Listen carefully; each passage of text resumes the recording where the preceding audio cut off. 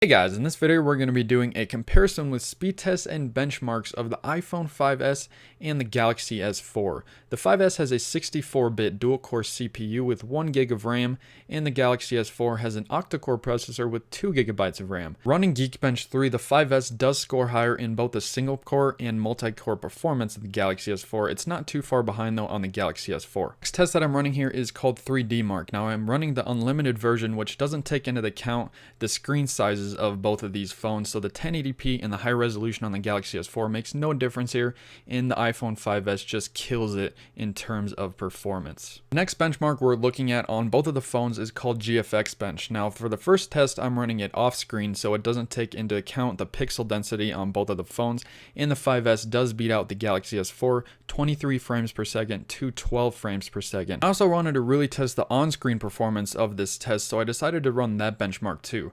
Now this benchmark will take into account the 1080p screen on the Galaxy S4 and the lower resolution screen on the iPhone 5s, and it makes a huge difference, 37 frames per second to 12 frames per second. Next couple tests are all about the browsers, and with iOS 7, the new Safari browser, and the Galaxy S4 default browser, the Google Octane test results in the 5s winning with JavaScript performance. Continuing with the JavaScript tests, we did SunSpider next, and the result was pretty much the same. The iPhone 5s did beat the Galaxy S4 in terms of JavaScript performance. The next test is all about HTML5 functionality, and the Galaxy S4 is definitely better than the iPhone 5s with HTML5. So what about everyday use with both of these phones? Well, I think the iPhone 5s is definitely the better phone when it comes to software and hardware optimization.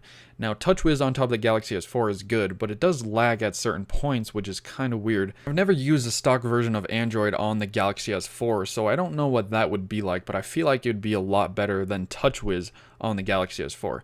Anyways, guys, I hope you enjoyed this video. I will leave a link to both of these phones in the description down below the like button on this video. I hope you guys enjoyed, and I will see you all in the next video. Thanks for watching.